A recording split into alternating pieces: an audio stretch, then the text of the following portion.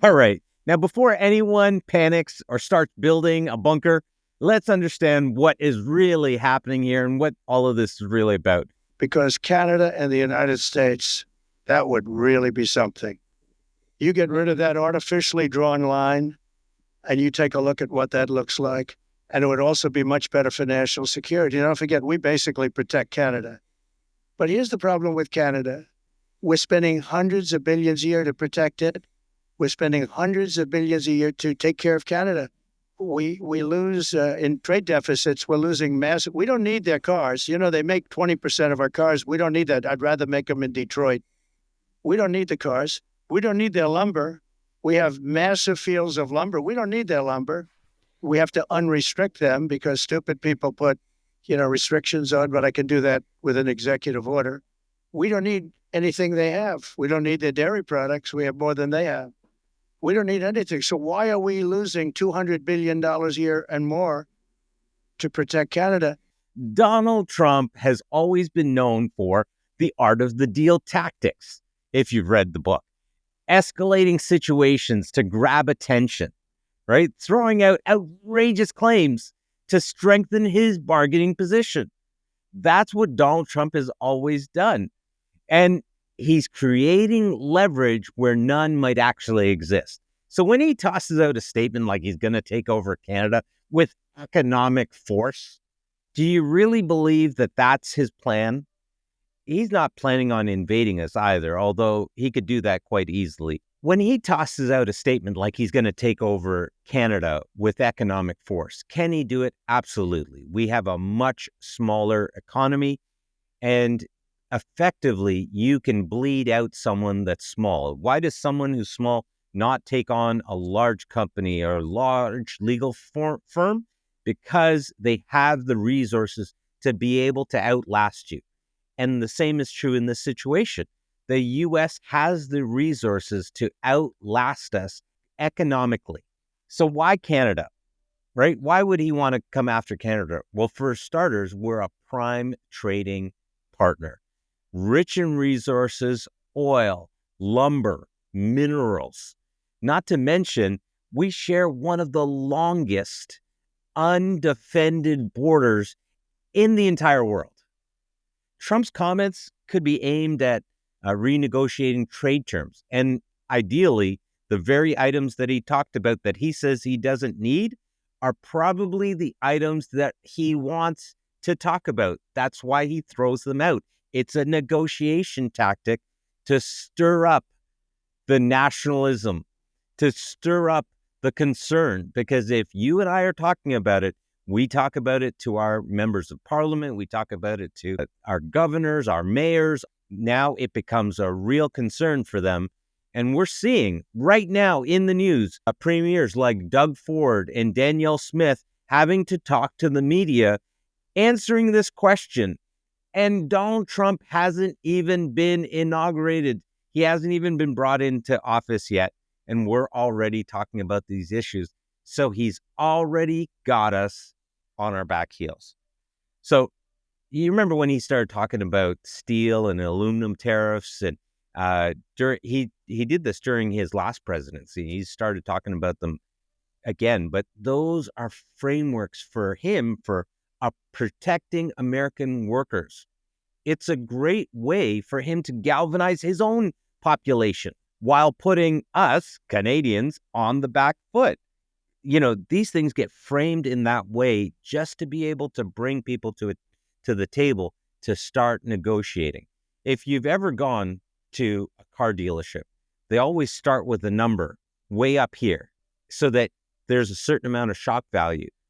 Now, anytime that they come down from there, you're immediately more pliable because you think, and I think, we're getting a deal at that point in time. So when Donald Trump says America First strategy is aimed at softwood lumber, dairy, and all of these things, and when he throws out, we're going to take over Canada and they're going to become the 51st state, as Canadians, what we need to actually read between the lines and see the negotiation tactic for what it is.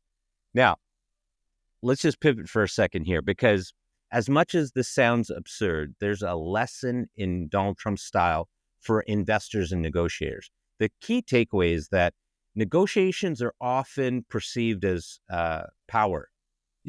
It's perceived power, not actual power. And Trump's tactic is equivalent to walking into a meeting and flipping over the table. It shakes people up. It gets them to rethink their position. But it is risky. If the other party calls your bluff, you've got to backtrack or potentially lose face. And for us as Canadians, and especially as investors, we can use a softer version of his tactic. Think about negotiating for a property or structuring a deal, creating a sense of urgency or suggesting, an alternate offers can actually push people into your favor, into wanting to deal with you, wanting to give you more favorable terms. And perhaps unlike Donald Trump's approach, it's about staying credible and collaborative, not decisive. But I will say this for Donald Trump. He has a knack for being very combative initially, and once the deal gets made, then pulling back and becoming very affable. We're best friends. We have great dealings together. He even is able to speak like that with leaders in the world of nations that most detest, because he comes up very strong and very hard and then pulls back once appropriate deals have been met. But why are we supporting a country 200 billion plus a year? Our military is at their disposal. All of these other things, they should be a state. That's why I told Trudeau when he came down, I said, what would happen if we didn't do it? He said Canada would dissolve. So how should Canadians respond to this kind of rhetoric? With calm and confidence. Canada's strength has always been in the area of diplomacy and collaboration. We're not into knee-jerk reactions. So whether it's trade deals or political tension, we have to recognize when something is a negotiation tactic versus when it's actually a threat. For everyday Canadians, this means stay informed. Politicians and negotiators often use extreme language to influence public perception. But as we know, the housing market, interest rates, investments, they don't run on empty threats. They run on the real world data and decisions.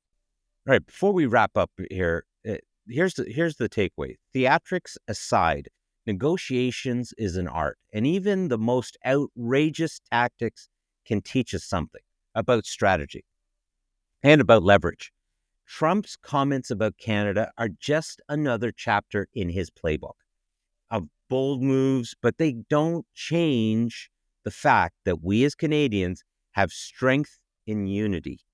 And as real estate investors, private lenders, and entrepreneurs, let's take a page out of this situation. Be bold in your negotiations, but never lose sight of the bigger picture. You want to win the deal, not alienate the players. Words around, trust in their word. They walk the talk in the world of investment. They make their mark.